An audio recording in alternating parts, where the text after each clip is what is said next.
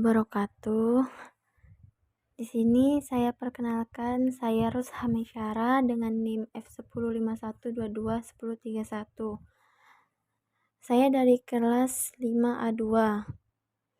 Nah, di sini saya akan membahas tentang SPSS tugas mandiri lanjutan dari Bu Hara. Oke, yang pertama ada judul skripsi. Di sini saya mengambil judul skripsi tentang pengaruh metode eksperimen terhadap hasil belajar fisika siswa pada konsep tekanan. Kuasai eksperimen di SMP Darul Mukhlisin, Cengkareng. Rumusan masalah. Berdasarkan batasan masalah skripsi ini, rumusan masalah dalam penelitian ini yaitu apakah metode eksperimen berpengaruh terhadap hasil belajar siswa pada konsep tekanan? Selanjutnya ada hipotesis, yaitu yang pertama hipotesis awal, ada metode eksperimen yang berpengaruh terhadap hasil belajar siswa pada konsep tekanan. Selanjutnya yaitu H0, tidak ada metode eksperimen yang berpengaruh terhadap hasil belajar siswa pada konsep tekanan. Selanjutnya sampel. Jumlah sampel penelitian adalah 50 siswa yang terdiri dari 25 siswa untuk kelas eksperimen dan 25 siswa untuk kelas kontrol. Kelas eksperimen adalah kelas 8-2, sedangkan kelas kontrol adalah kelas 8-1. Uji yang digunakan dalam penelitian ini adalah uji T yang menguji hipotesis, setelah sebelumnya dilakukan uji normalitas terlebih dahulu dan juga uji homogenitas. Baik, untuk hasil uji dari yang telah dilakukan nanti akan saya jelaskan di akhir selanjutnya. Nah, di sini ini adalah gambar data-data dari kelas eksperimen pretest dan posttest dan juga kelas kontrol pretest dan posttest. Data menggunakan uji normalitas yang dimana yang pertama itu nilai pretest kelas eksperimen itu diberi kode 1.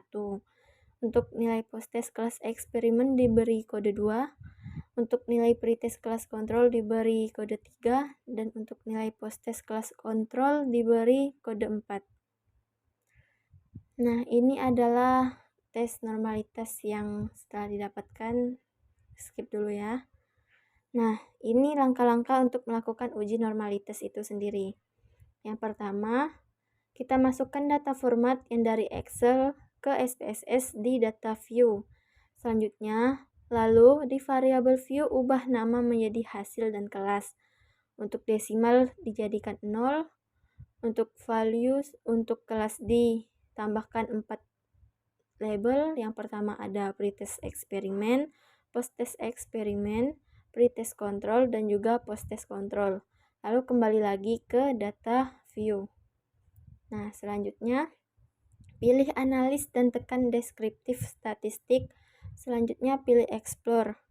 Pada explore ada tabel belajar yang akan dipindahkan ke dependent list dan ada kelas yang dipindah ke factor list. Selanjutnya setelah itu tekan plots dan centanglah yang bertuliskan normality plots with test. Setelah itu tekan continue untuk mendapatkan hasil dari tes normalitas itu sendiri. Nah, didapatkanlah ini tes normalitasnya. Setelah itu langkah-langkah uji homogenitas.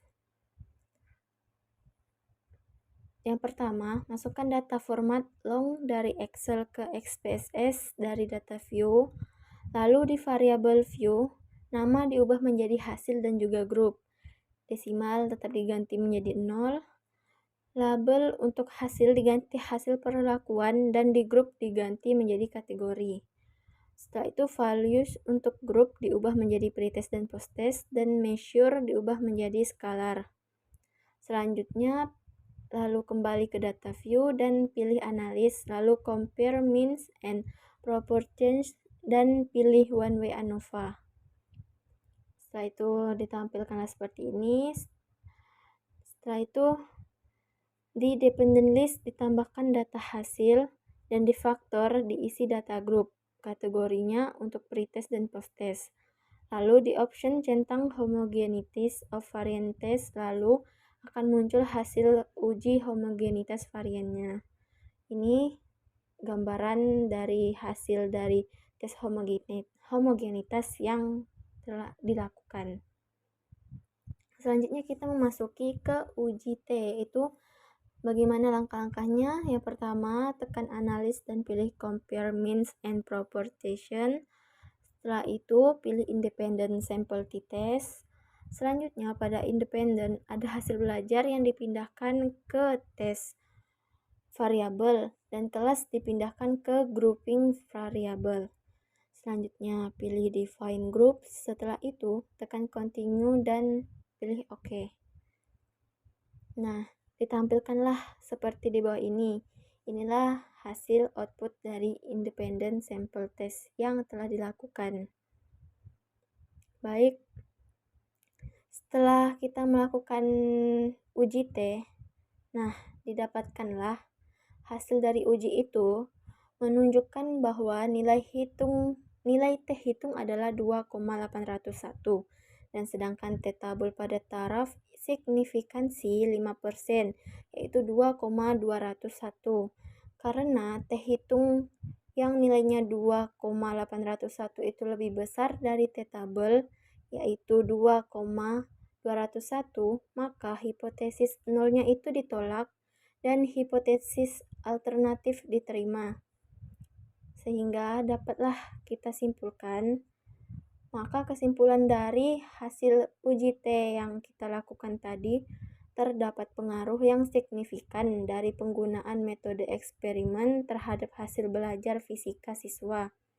Rata-rata skor post-test kelas eksperimen adalah 74,24 dan sedangkan kelas kontrol hanya 69,28, yang menunjukkan bahwa metode eksperimen meningkatkan hasil belajar siswa pada konsep tekanan. Baiklah, itu saja yang dapat saya jelaskan. Saya akhiri. Wassalamualaikum warahmatullahi wabarakatuh.